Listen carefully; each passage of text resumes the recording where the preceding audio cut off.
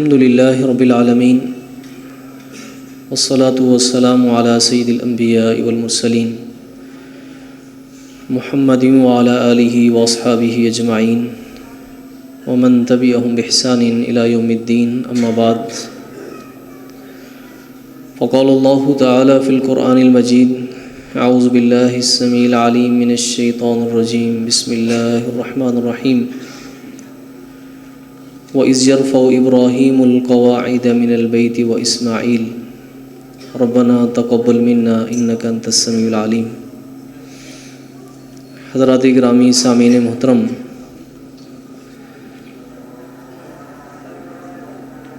مسجد ایک انسان کی سب سے بنیادی ضرورت ہے. جس طرح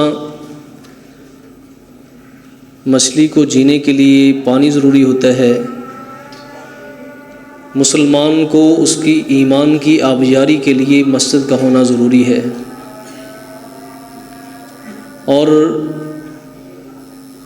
نبی علیہ الصلوۃ والسلام نے سب سے پہلا جو کام کیا وہ مسجد کو تعمیر کیا.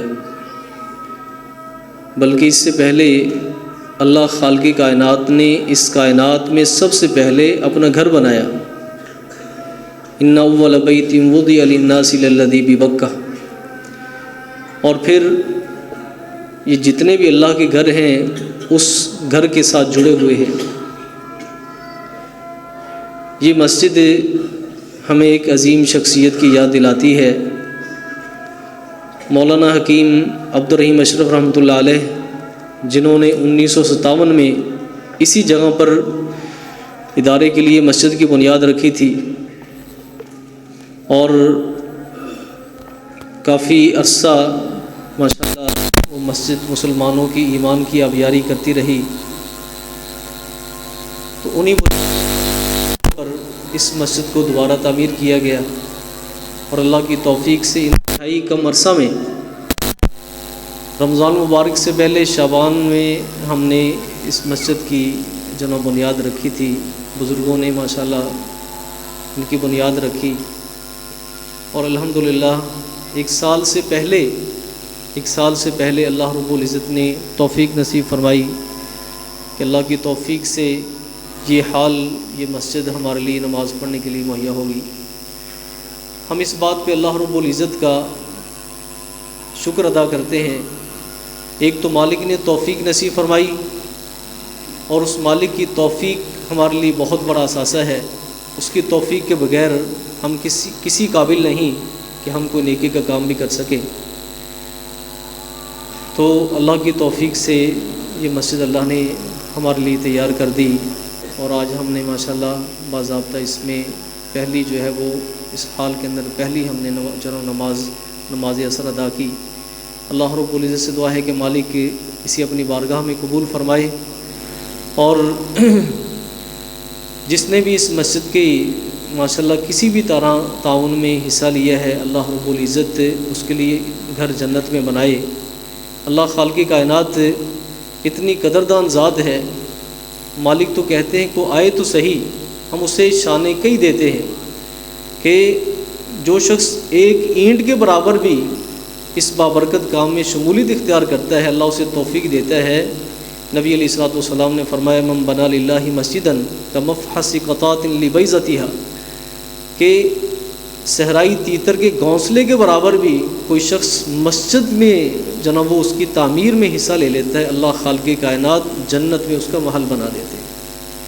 تو اس بات پہ ہم اللہ رب العزت کا جناب وہ بارہا شکر ادا کرتے ہیں کہ مالک نے ہمیں توفیق نصیب فرمائی. تو میں جناب وہ قاری صہیب صاحب وہ تشریف لا رہے ہیں، فیصل آباد میں ان کا پروگرام تھا، وہ تشریف لا رہے ہیں. تو ہمارے بزرگ ہمارے پاس موجود ہیں، تو اس موقع سے غنیمت جانتے ہوئے کہ ان سے ہم جناب وہ دین کی باتیں سنیں، اور مسجد کے حوالے سے بنیادی جو ہدایات ہیں ہم ان سے سنیں. میں اپنے استاد گرامی محترم شیخ حافظ شریف صاحب حفظہ اللہ تعالی ان سے ملتمس ہوں. شیخ صاحب کو بات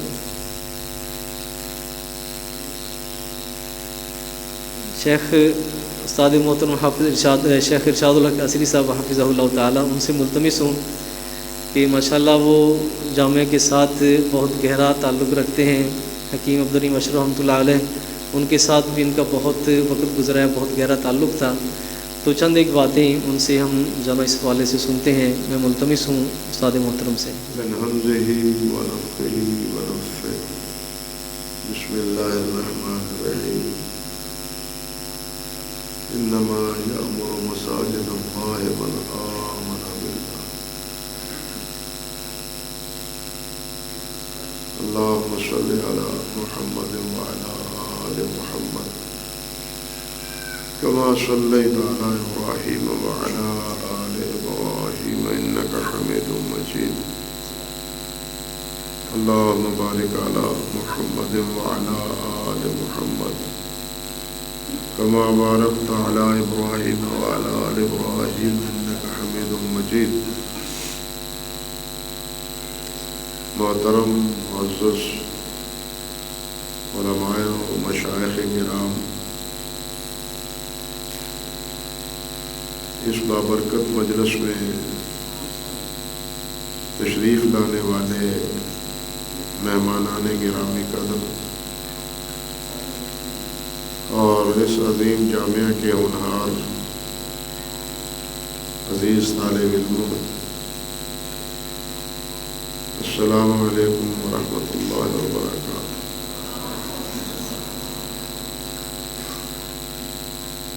یہ میری خوش بختی ہے کہ اس مسجد کی جب پہلی بنیاد رکھی گئی تھی اس وقت بھی میں بنیاد رکھنے میں شامل تھا، اور جب اس کی اب تعمیر نو ہوئی ہے اس میں بھی میں شامل تھا، الحمدللہ۔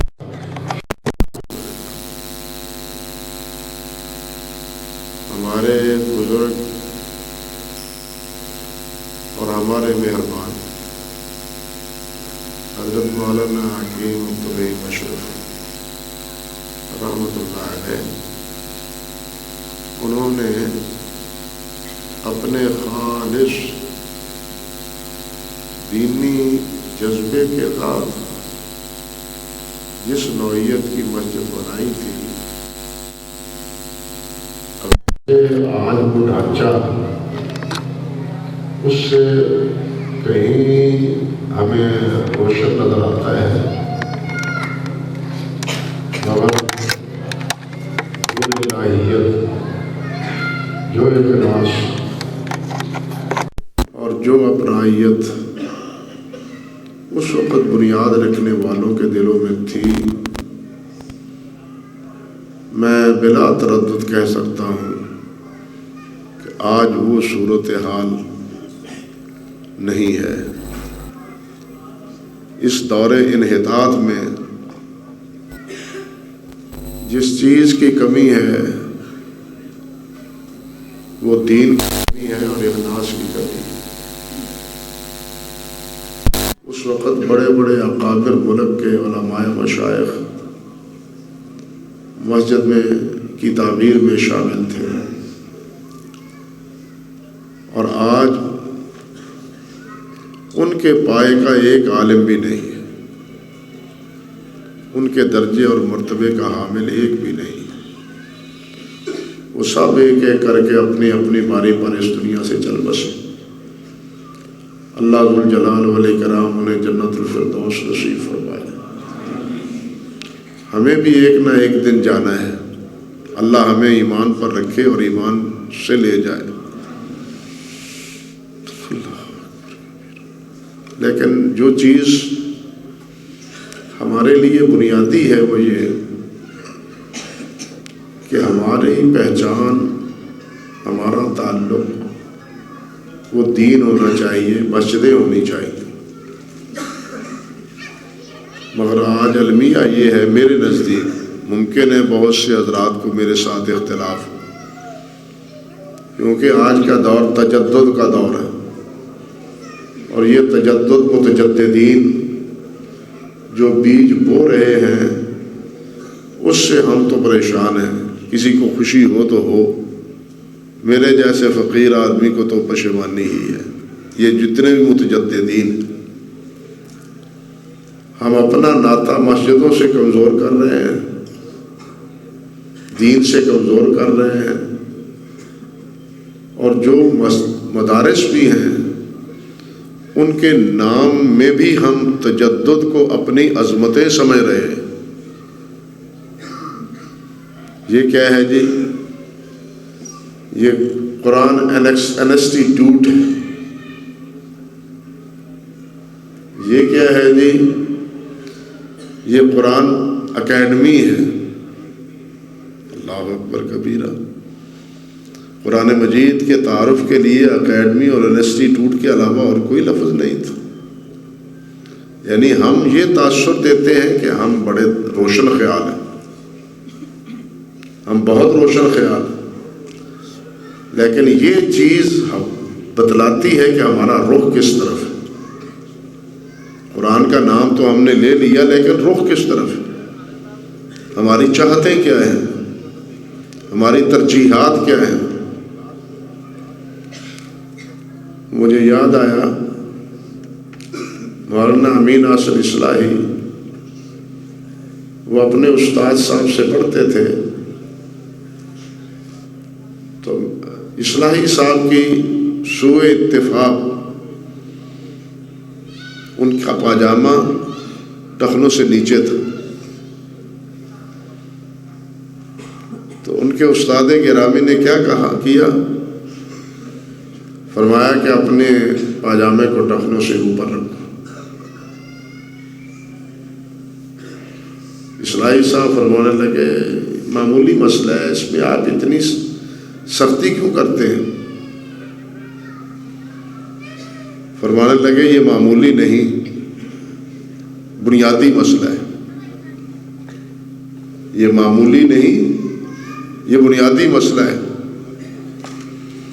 زمین سے انہوں نے تھوڑی سی مٹی اٹھائی اور فضا میں ایسے مسل کے زمین پر بکھیر دی۔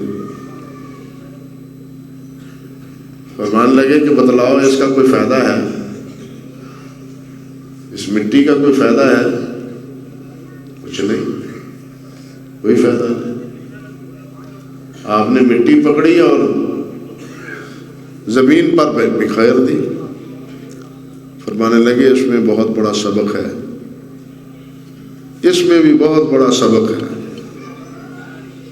وہ یہ سبق آپ نے یہ تو محسوس کیا کہ یہ جو مٹی ہے اس کا رخ کس جانب ہے، کس جانب رخ، ہوا کا دباؤ کس جانب ہے، دائیں ہے یا بائیں ہے، مشرق میں ہے یا مغرب میں، یہ تو پتہ چلتا ہے نا اس سے۔ بالکل اسی طرح لباس سے، ہماری وضع قطع سے، ہمارے ناموں سے پتہ چلتا ہے کہ ہمارا رخ کس طرف ہے، ہماری توجہات کیا ہیں اور ہمارے ترجیحات کیا ہیں۔ بات کہنے کو معمولی ہے، اللہ کے یہ معمولی نہیں، لیکن حقیقت یہی ہے کہ ان ناموں سے ہی ہماری ترجیحات کا پتہ چل جاتا ہے، ان ناموں سے ہی ترجیحات کا پتہ چل جاتا ہے۔ تو اب دین بھی انسٹیٹیوٹ میں پڑھایا جائے گا، قرآن بھی اکیڈمیوں میں پڑھایا جائے گا۔ اللہ اکبر کبیرہ۔ حالانکہ دین کے پڑھانے کا، پڑھانے کا سب سے بڑا مرکز وہ کیا ہے؟ مساجد، بنیادی مسجدیں ہیں۔ مسجد نبوی کے ساتھ ہی تو وہ صفہ تھا، اصحاب صفہ کا، جہاں وہ تعلیم حاصل کرنے والے ایک جگہ بیٹھتے تھے۔ علیحدہ کمرے تو نبی علیہ الصلوۃ والسلام نے نہیں بنائے تھے، نہ اس وقت اس کی ضرورت ہی تھی، لیکن مسجد ہی میں وہ تعلیم گاہ تھی صحابہ کرام رضوان اللہ علیہ مجمعین کی۔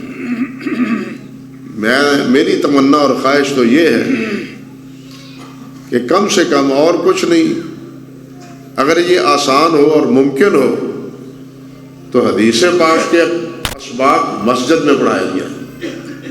قرآن مجید کے ترجمے کی کلاسیں مسجدوں میں قائم کی جائیں، باقی کتابیں دوسرے کمروں میں پڑھا دی جائیں، ٹھیک ہے۔ ہم نے جس وقت صبا معلقہ پڑھا تھا، حضرت مولانا حافظ بنیامین صاحب نور اللہ مرقدہ سے، آپ دیکھیے کہ وہ سب اسباق دوسرے مسجد میں پڑھاتے تھے، جامعہ سلفیہ کی، وہ پرانی مسجد، اب نہیں، پرانی مسجد، لیکن صبا معلقہ کو پڑھانے کے لیے باہر پلاٹ میں درخت کے نیچے جا کے پڑھاتے تھے، ہاں، جس کے پہلے شعر سے ہی پتہ چل جاتا ہے کہ اس کا رخ کس طرف ہے، ہاں، قفا نب کے من ذکر حبیب و منزلی، ہاں، دوست کو یاد کر کے رونے دو مجھے، اس کے گھر کو دیکھ کے یاد کر کے مجھے رونے دو۔ وہ کہتے ہیں یہ اس قابل نہیں ہے کہ اس کو مسجد میں پڑھایا جائے، اس کو باہر پڑھاتے تھے، یہ حال تھا۔ لیکن آج حال اس سے مختلف۔ تو یہ مسجدیں میرے بھائی ہمارے دین کے ساتھ تعلق کی ایک علامت ہے، دین کے ساتھ وابستگی کی ایک دلیل ہے۔ وہ کسی نے کہا ہے نا، مسجد و محراب و منبر سے وابستہ رہو، ان سے بدلو گے تو حالات بدل جائیں گے، ان سے وابستہ رہیں گے تو دین قائم ہے، ان سے ٹوٹیں گے تو دین سے دور ہوتے چلے جائیں گے۔ یہ دین کے ساتھ قائم رکھنے کا ایک بہت بڑا ذریعہ ہے۔ پہلے دور میں جب بچپنے کا دور ہوتا تھا، اس وقت کیا تھا، سب سے پہلے چھوٹے بچوں کو، ہم کو نماز کے وقت، صبح کے وقت اٹھایا جاتا اور جا کے مسجد میں بٹھا دیا جاتا، نماز آئے یا نہ آئے لیکن مسجد میں جانا ہوتا، مسجد میں جانا ہوتا، اور وہاں جا کے یہ الف با وہاں سے سیکھا ہے ہم نے، قرآن مجید مسجد سے ہم نے پڑھا ہے۔ تو کہنے کا مقصد یہ تھا کہ مسجدوں کے ساتھ وابستگی یہ دین کے ساتھ وابستگی کی ایک دلیل ہے۔ جتنی مسجدوں سے وابستگی کمزور ہوتی چلی جائے گی، اتنی ہی ہماری وابستگی دین سے کمزور ہوتی چلی جائے گی۔ اس لیے ہمیں جڑنا مسجدوں کے ساتھ چاہیے۔ مسجدوں کی تعمیر، وہ تو آپ ابھی سن ہی چکے ہیں کہ نبی علیہ السلام نے سب سے پہلے قباء میں تشریف لائے، ہجرت کر کے مکہ مکرمہ سے چند دن یہاں ٹھہرے، کوئی مہینہ بھی نہیں ٹھہرے، چند دن یہاں ٹھہرے، تو آتے ہی سب سے پہلے یہاں مسجد کی بنیاد رکھی، جو آج بھی مسجد قباء کے نام پہ معروف ہے۔ اور جب آگے بڑھ کے مدینہ طیبہ میں تشریف لے گئے ہیں، تو وہاں بھی اپنا گھر بنانے سے پہلے مسجد نبی کی بنیاد رکھی، اپنا گھر بعد میں۔ وہ ابو ایوب رضی اللہ تعالیٰ عنہ کے گھر میں گزارا ہو رہا تھا، لیکن سب سے پہلے وہاں اللہ کا گھر بنایا ہے۔ تو یہ اللہ کا گھر بنانے میں مسلمانوں کی جب تک کوشش رہی ہے، یہ دین کے ساتھ وابستہ رہے ہیں۔ لیکن آج کل ہمارا دین کے ساتھ جس قسم کا تعلق ہے وہ آپ سب حضرات جانتے ہیں۔ آج کی آزادی نے اور آج کے تجدد نے پہلے تو ہمارے دین کا حلیہ بگاڑا ہے، اور اب ہمارے حالات جو اپنے ذاتی ہیں وہ ان کو بھی بدل دیا ہے۔ دین کا حلیہ بھی بگاڑنے کی پوری کوشش کی گئی ہے متجددین نے، تجدد پسندی نے، اور اسی کے نتیجے میں پھر ہمارے عقائد، ہمارے اعمال، ہمارے افعال وہ بھی بدل چکے ہیں۔ اس سے پلٹنے کا ایک ہی سبب ہے کہ ہم مسجدوں کے ساتھ مستحکم اپنے آپ کو مستحکم کریں، ان کے ساتھ اپنا تعلق وابستہ کریں اور مسجدوں میں ڈیرا لگائیں۔ دیکھیے نبی علیہ السلام نے ارشاد فرمایا کہ جو آدمی مسجد میں آتا جاتا ہے اس کے ایمان کی شہادت دو۔ یہ کتنی بڑی بات ہے۔ فرمایا جو مسجد میں آتا جاتا ہے اس کے ایمان کی شہادت دو۔ گویا ہمارے ایمان کا سبب یہ مسجدوں میں حاضری ہے۔ اگر مسجدوں میں حاضری نہیں ہے تو پھر ہمارا ایمان کمزور ہے۔ ہمارا ایمان وہ نہیں ہے جو مطلوب ہے. تو مسجدوں کے ساتھ تعلق یہ ایمان کی علامت ہے. اگر ہم ایماندار ہیں، اللہ نے بھی فرمایا نا انما یامر مساجد اللہ من آمن باللہ. مسجدیں وہ بناتے ہیں جو اللہ رب العزت کو مانتے ہیں، جو اللہ پر ایمان رکھتے ہیں، وہ مسجدیں بناتے ہیں. تو مسجدیں بنا کے پھر اس کو آگے آباد کرنا، ان کو آباد کرنا، ان کو رونق بخشنا، یہ دوسرا مرحلہ ہے. یہ نہ ہو کہ جس طرح اقبال نے کہا ہے مسجد تو بنا دی شب بھر میں، ایمان کی حرارت والوں نے، من اپنا پرانا پاپی تھا برسوں سے نمازی بن نہ سکا. کہیں ایسا نہ ہو مسجدیں بنا دے اور ہم مسجدوں سے غائب. نہیں، مسجدیں بنا دے ہم مسجدوں میں. یہ بنائی اسی لیے ہے کہ ہم مسجد میں رہیں. اور جتنا ڈیرا آپ مسجد میں لگائیں گے اس کا کیا فائدہ ہوگا؟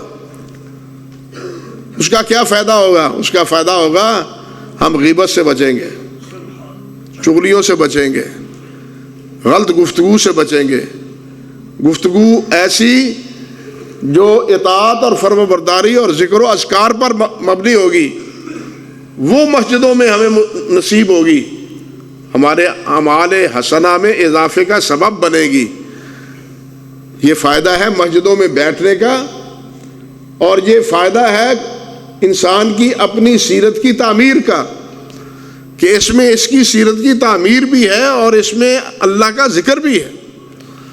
یہ مسجدوں کے ساتھ تعلق جتنا مستحکم ہوگا میرے بھائیوں، ہم اللہ کے فضل و کرم سے ہمارا ایمان مستحکم ہوگا، ہمارے اعمال درست ہوں گے، ہماری زبان درست ہوگی.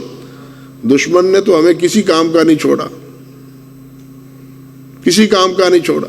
یہ چھوٹا سا ہے نا وہ بٹیرا، وہ موبائل ہے، یہ چھوٹا سا موبائل. اب کون ہے جس کی جیب میں یہ نہیں ہے؟ اور اس کے جو برگو بار ہیں اس سے آپ آگاہ ہیں، آپ باخبر ہیں. کتنے گھر برباد ہوتے ہیں اور کتنے جھوٹ اس پر بولے جاتے ہیں اسی پر، اور کتنی بے حیائیوں کا اس میں ارتکاب کیا جاتا ہے.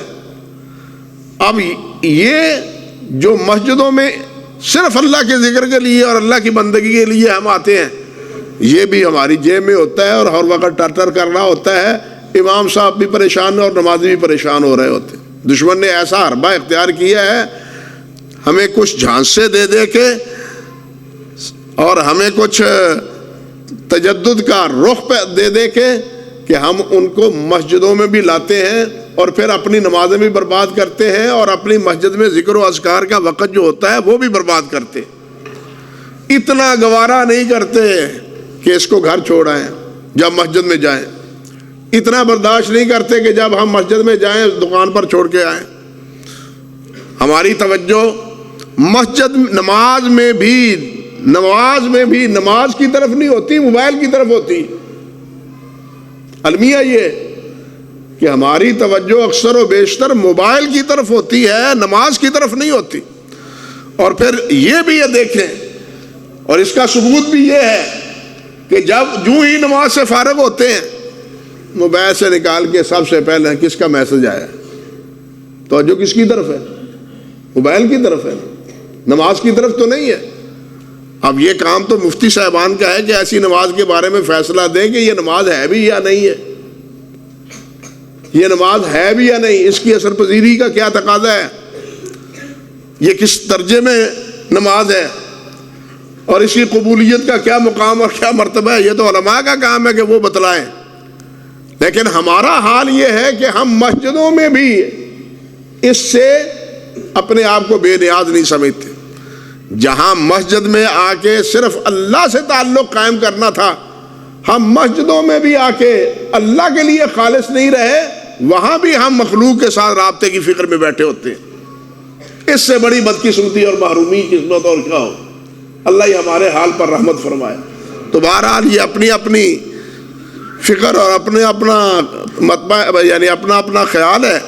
میں تو یہی سمجھتا ہوں کہ مسجدوں میں جب آئیں یہ موبائل ختم ہونا چاہیے، اور ساتھ یہ پھر بڑے بڑے موبائل جس کے ساتھ تصویریں بھی ہیں.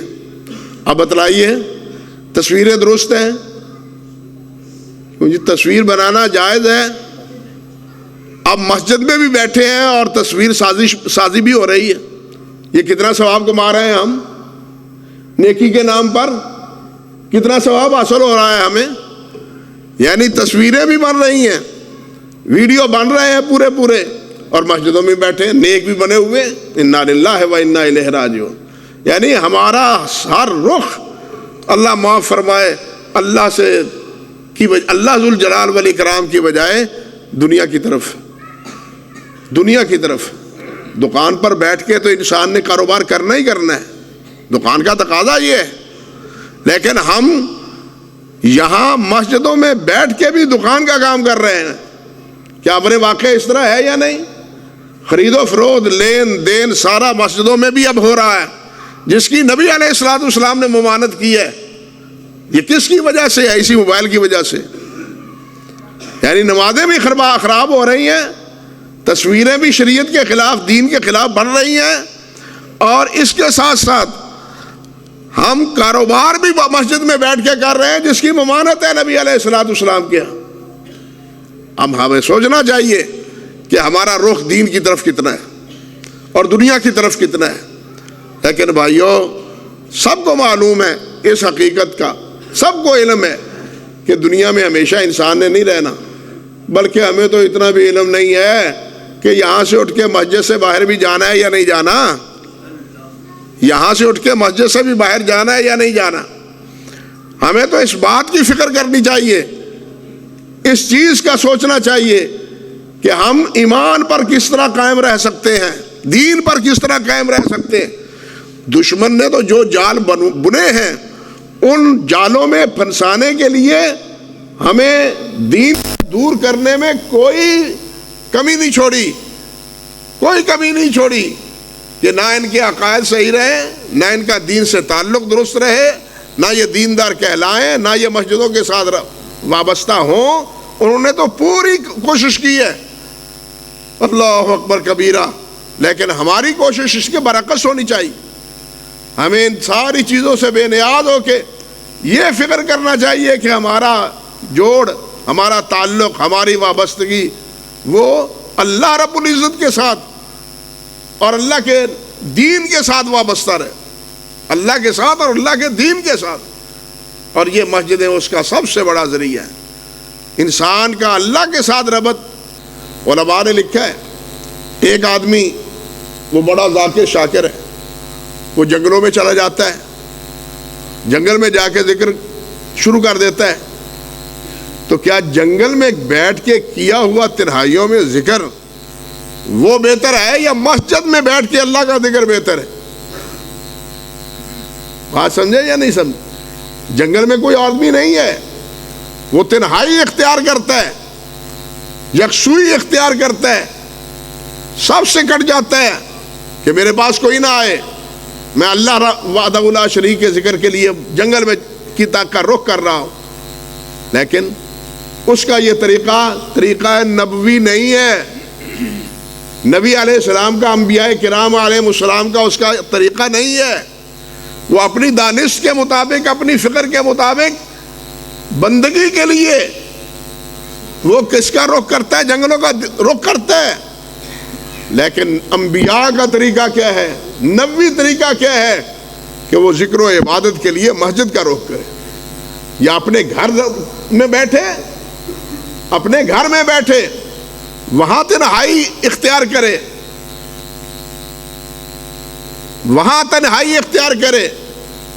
اور دوسرا مقام یہ مسجد ہے, مسجد میں تنہائی اختیار کرے. بھائیو, یہ جو رمضان المبارک میں ہم علماء کرام سے سنتے ہیں کہ رمضان کے آخری 10 دن کس کے لیے ہیں؟ اعتکاف کے لیے ہے. یہ مسجدوں میں ہی اعتکاف ہے, جنگلوں میں اعتکاف کا کوئی تصور ہے؟ جنگلوں میں اعتکاف کا کوئی تصور ہے؟ نہیں ہے. اور اعتکاف کس لیے ہے؟ یہ 10 دن کہ ہم دنیا سے کٹ کے اللہ کے ساتھ جڑ جائیں.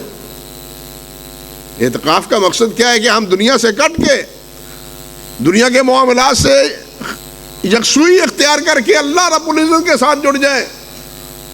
تو اللہ کے لیے کے ساتھ جڑنے کا مقام اور محل وہ دین نے ہمیں جنگل نہیں بتلایا، مسجد بتلائی۔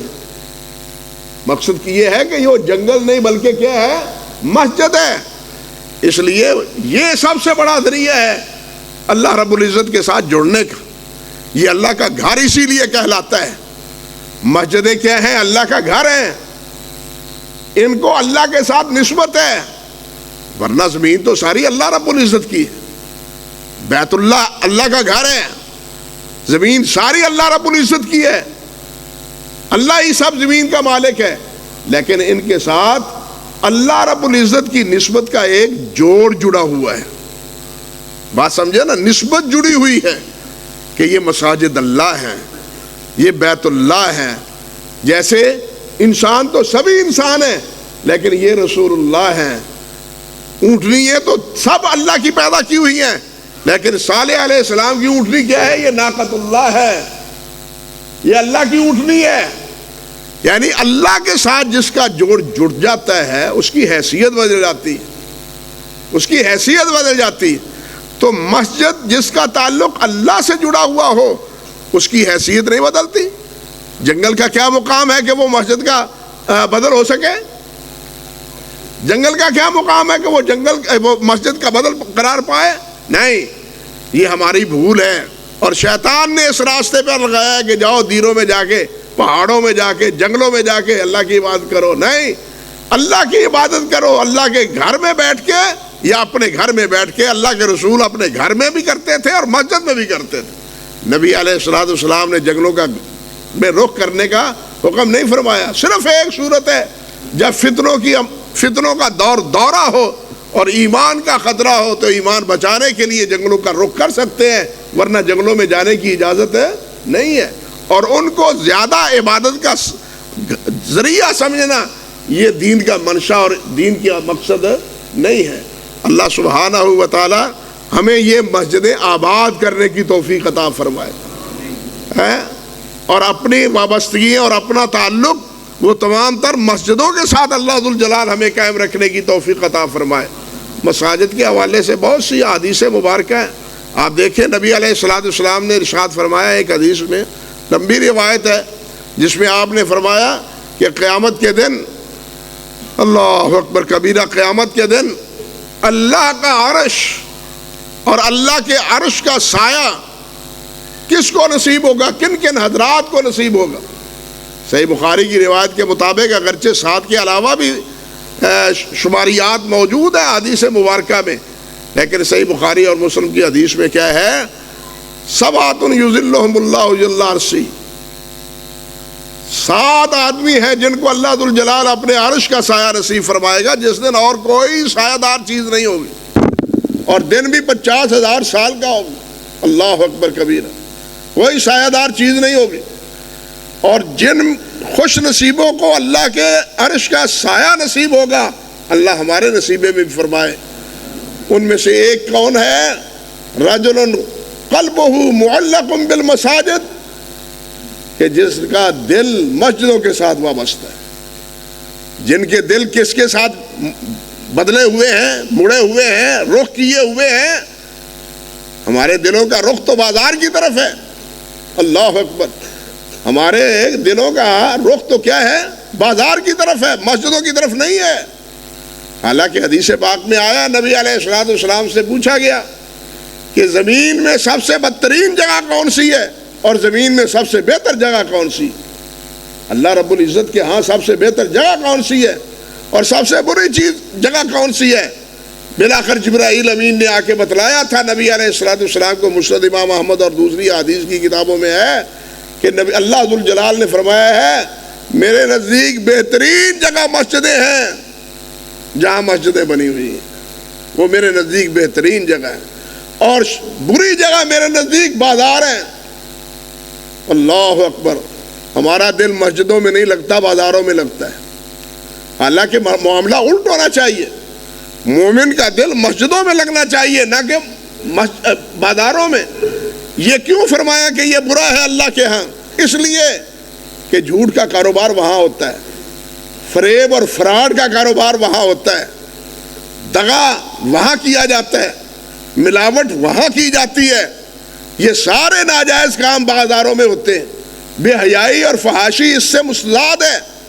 اس لیے سب سے بری جگہ اللہ کے ہاں کیا ہے؟ وہ بازار ہے، اور سب سے اچھی جگہ کون سی ہے؟ وہ مساجد ہے۔ یہ اچھی جگہ اس لیے ہے کہ یہاں یہ بے حیائی نہیں ہے، یہاں جھوٹ نہیں ہے، یہاں فراڈ نہیں ہے، دھوکے کا معاملہ نہیں ہے۔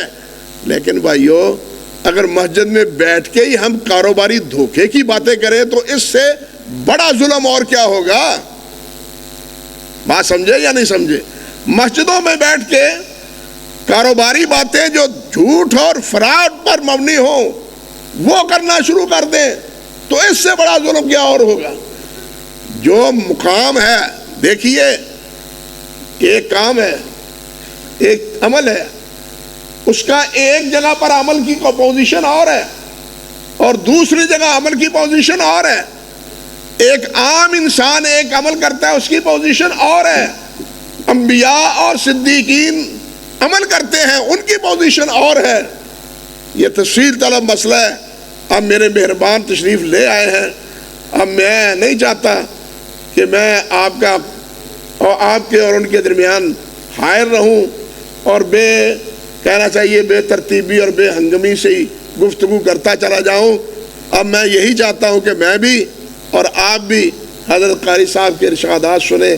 اللہ ذوالجلال ان کی عمر میں برکت فرمائے، ان کی دینی مساعی اور کوششوں کو اللہ ذوالجلال قبول فرمائے۔ وآخر دعوانا الحمدللہ رب العالمین۔